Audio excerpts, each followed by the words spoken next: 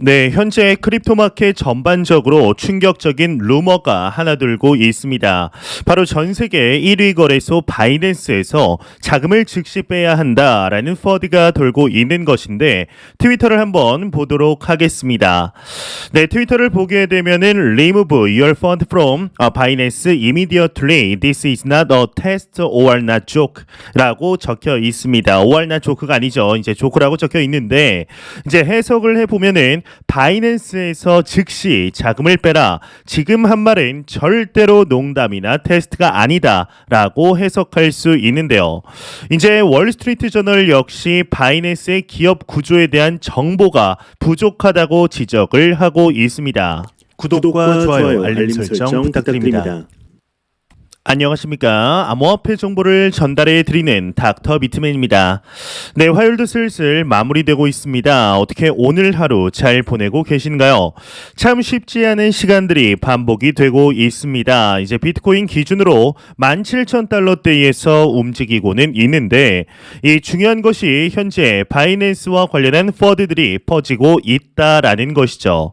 그런데 이 퍼드가 단순히 퍼지는 게 아니라 이 바이낸스 감사 보고서라는 객관적인 자료를 근거로 퍼지고 있어서 투자자들의 두려움은 더욱 커지고 있는데요.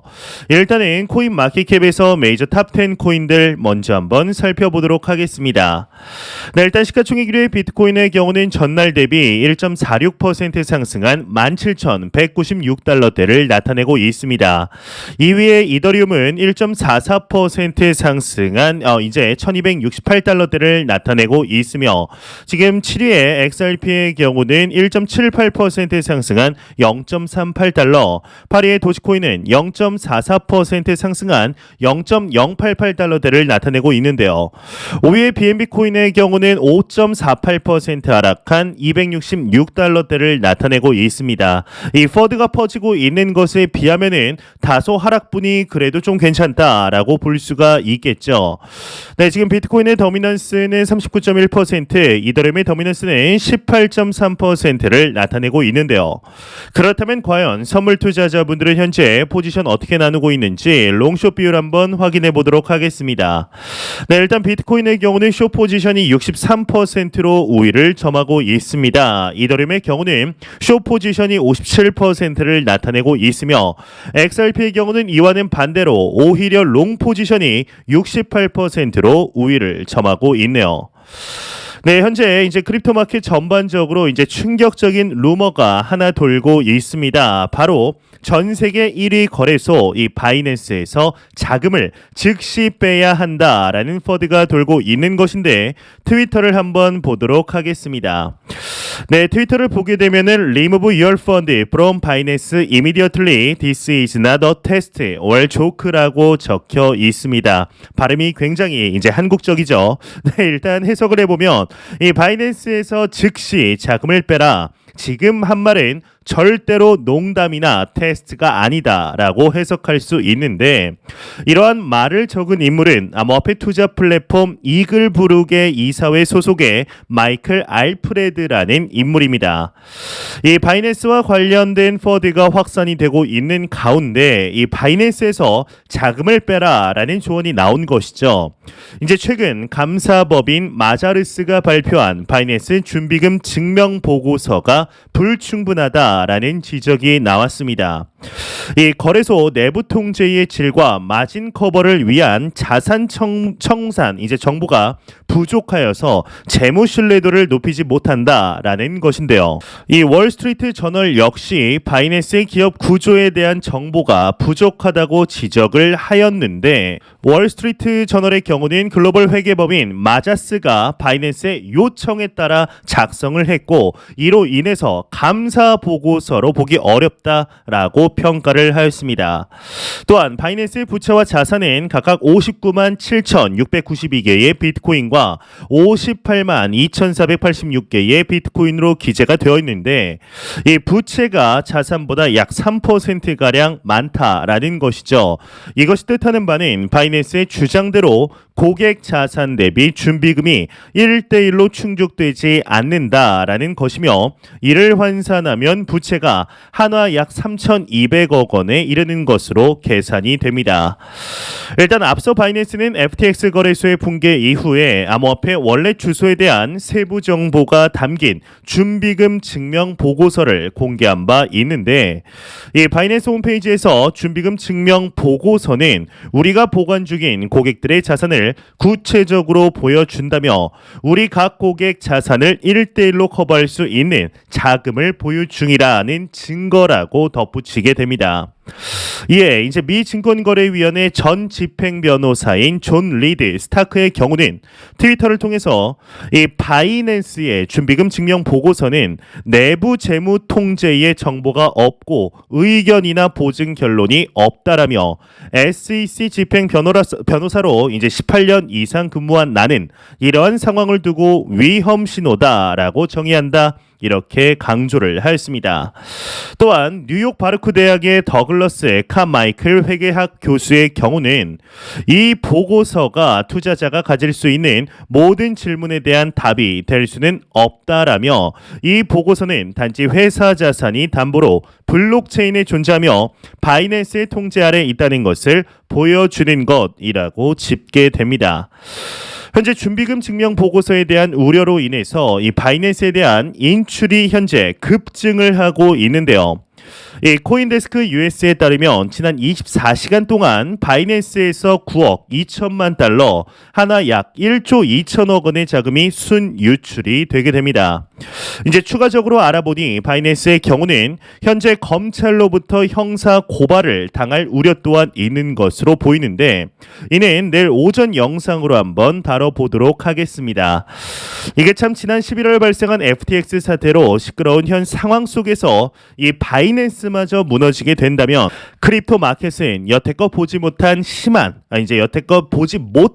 정말 심한 침체기 속으로 들어가는 것은 자명한 상황인데요. 이제 쉽지 않은 시간들 반복이 되고 있습니다. 일단 이번 바이낸스에 관련한 소식들의 경우는 조금 더 지켜볼 필요가 있는데, 이 전 세계 1위 거래소라는 명성이 무너지지 않기를 암호화폐 투자자 중 한 명으로서 진심으로 바라보도록 하겠습니다.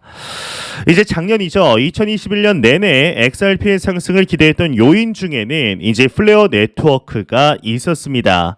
이 플레어 네트워크는 일종의 디파이 같은 서비스라고 이해하시면 되는데, 다만 거기에 XRP, 도지, 스텔라 루멘, 라이트코인을 이용할 수 있게 된다라는 것이 눈에 띄었죠.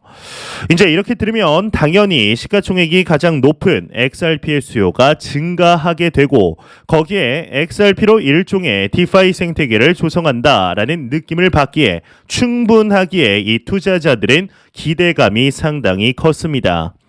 이 문제는 이 플레어 네트워크의 론칭이 계속해서 밀렸다라는 것입니다. 이 밀리더니 2020년 12월 에어드랍을 약속했던 스파크 토큰은 이제는 내년이죠. 2023년 1월까지 밀리게 됩니다. 그나마 이번에는 진짜 나오리라는 기대감이 커지는 상황이기는 합니다. 2023년 1월 9일 이 문제의 바이낸스가 2020년 12월 12일 당시 스냅샷이 찍힌 XRP에 대해서 1XRP당 0.1511 플레어를 지급하겠다라고 한 것인데요. 그리고 거버넌스 제한이 승인이 되면 나머지 85%, 즉 1XRP당 0.8562 플레어를 배포하겠다라고 밝히게 되었습니다. 사실 2022년 내내 이 플레어 네트워크는 화제의 중심에 있지 못했습니다. 이 외면당했고 사실 망했나 싶은 생각마저 들었죠. 그러더니 이제 갑자기 뭔가 시작을 하겠다라는 모습을 보여주고 있는 것인데, 이번 에어드랍은 이 바이낸스뿐만 아니라 OKX 거래소라든지 크라켄, 후오비, 비트파이넥스, 코인베이스 등 주요 거래소들이 모두 해당되는 것으로 보이는데요. 이제 그렇게 되면 국내 거래소들도 아마 대부분 참여하게 될 것으로 보입니다. 이 스냅샷은 이미 2020년 12월 12일에 찍었으니 말이죠. 이 플레어가 2021년 10월에만 나왔어도 이 분위기가 많이 달랐을 것 같습니다. 하지만 지금은 있는 서비스도 망하는 판이죠. 거기다가 해외 유력 거래소도 못 믿는 판에 플레어를 믿고 자신이 들고 있던 코인을 플레어 생태계에 과연 넣는 투자자들이 있을까라는 의문도 생깁니다. 이미 너무 오랜 시간이 소요되었고 이 플레어도 돈을 많이 까먹었으리라 생각합니다. 그렇다면 이제는 공격적인 금리로 끌어들여야만 이 사람들이 플레어 네트워크에 관심을 가지게 될 것인데 문제는 그렇게 된다면 과연 지속 가능할지도 의문이죠. 지난 5월 루나 사태, 테라 사태처럼 말이죠. 다만 이제 조금 더 희망적으로 상황을 보자면 2022년을 지나서 2023년도 역시나 이 코인 마켓, 크립토 마켓은 크게 밝아 보이지는 않는다는 데 있습니다. 이럴 때 이 서비스가 런칭이 되면 다음 상승장에서 큰 성장을 볼 수가 있겠죠. 지금의 하락장을 잘 버틴다라는 전제가 있지만 이 워낙 XRP의 코어층이 탄탄해서 충분히 가능하지 않을까라는 일말의 기대감도 있습니다. 이게 참 낙관적인 분위기였던 9월과는 달리 이 11월 FTX 사태, 12월 위메이드 사태 이후 두려움의 연속 속에 암호화폐 투자자들이 갇혀 있습니다. 특히나 지난주에는 코인 가격이 박스에 갇혀 제대로 된 흐름을 보이지도 않았었는데 이 선물 시장에서도 딱히 눈에 띄는 결과물이 나오지 않았던 것이죠. 특히나 방금 말씀드렸던 위믹스의 국내 5대 거래소 상장 폐지로 알트코인 장기 투자자들은 큰 두려움에 쌓여 있습니다. 전도 유망했던 코인이 메인넷까지 발표를 하고 이 스테이블 코인 프로젝트까지 발표했지만 국내에서 한 방에 나가 떨어지는 모습을 투자자들이 목격한 것인데요. 한편 2020년 12월 소식이 나오고 2021년부터 본격적인 소송을 시작한 리플은 과연 어찌 될지에 대한 불안감이 글로벌하게 존재하는 것도 사실입니다. 이 XRP 투자자들 대부분이 사실 SEC와의 소송에 대해 낙관하고 있는 것 같은 분위기이죠. 하지만 이제 상대는 SEC입니다. 이제 이겨도 이긴다 하더라도 다른 트집을 잡을 수 있고 리플이 만약 승소를 할 경우에 대부분의 코인이 사실상 통제 불가능한 상태가 될 것이기 때문에 SEC가 마냥 진다고 보기도 어렵습니다. 이 미국 재판부도 이 사실을 잘 알고 있을 것으로 보이는데 XRP 투자자들이 이 소송에 대해서 객관적인 태도를 가지기는 참 어려운 것이 사실이죠. 하지만 이번 위믹스 사태를 통해서 다시금 실감하셨을 것입니다. 리플의 패소에 대해 당연히 경우의 수를 계산해 둬야 하죠. 만약 이제 패소를 한다라고 한다면 이 리플은 상당한 위기에 봉착하게 됩니다. 이제 현실적으로 이미 각국 기반의 거래소에는 이제 거래 지원이 종료된 상태이기 때문에 문제가 될 것은 없습니다. 이제 더구나 리플은 본사 이전까지 말하고 있는 상황인데요. 그렇지만 패소 자체는 당연히 시장 심리 위축을 가져올 것이 뻔한데 더구나 SEC가 이제 다른 알트코인에 소송을 걸 경우 그나마 재단에 돈이 있으면 타격이 불가피한 합의금을 내줘야 할 것이고 가난한 재단의 토큰들은 대부분 망하게 될 것입니다. 이 SEC가 무소불위의 권력을 가지게 되는 것이죠. 이제 XRP 투자자들은 어쩌면 그 전에 올 수 있는 약한 상승에 매도해야 할 수도 있습니다. 이제 물론 XRP의 글로벌적인 비전에 동의하고 그걸 믿는다면 미국에 의존하지 않으면서 여전히 투자를 이어갈 수 있을 것입니다. 하지만 과연 그렇게 행동할 수 있는 투자자들이 얼마나 될지가 의문인 상태입니다. 이 비트코인과 이더리움은 이미 가격으로 자신의 존재를 보여주었다라고 생각합니다. 이제 하나의 사기업으로 XRP의 탈중앙화를 아무리 주장해도 설득력이 부족합니다. 그렇다면 이제는 XRP 레저 기반의 생태계를 확실히 보여주고 가격으로 무엇보다 보여주어야 하는데요. 그러한 모습을 제대로 보이지 않는다면 리플은 그냥 희망회로만 돌리는 스캠에 불과하다라는 평가를 계속해서 받게 될 것입니다. 이 CNBC 매드머니의 진행자인 짐 크레이머가 XRP, 솔라나, 도지코인에 대해 대해서 거대한 사기라고 말한 비판을 확실히 받아들이고 이제는 무언가를 확실히 보여주어야 할 때인 것이죠. 이제 지금으로부터 한 5년 전인가요? 2017년 불장 때 이 코인 투자를 하면은 매크로 경제 상황이 그렇게까지 중요하지 않았었습니다.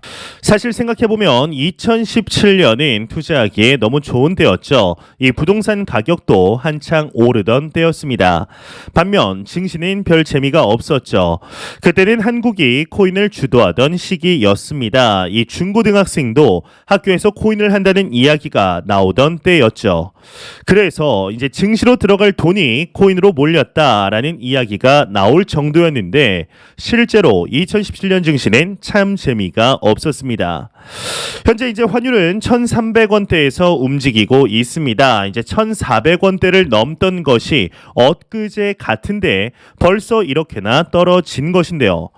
이 부동산도 고점을 찍고 떨어지고 있으며 주식 또한 마찬가지입니다. 현재 우리가 투자하고 있는 암호화폐 시장도 마찬가지죠. 이 역사는 이야기하고 있습니다. 이러한 시기 오히려 공격적인 매수를 진행해야 한다라고 말이죠.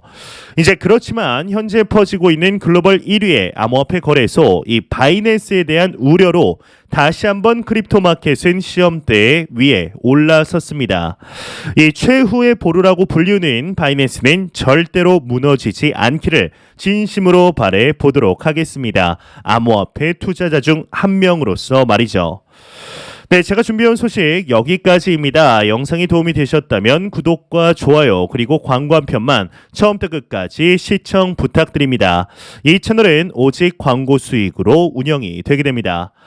항상 영상 시청해 주시는 시청자분들, 구독자분들 너무나 감사드립니다. 오늘 남은 시간 잘 마무리하시길 바라면서 저는 더욱 도움이 되는 영상으로 찾아뵙도록 하겠습니다. 지금까지 닥터 비트맨이었습니다. 감사합니다.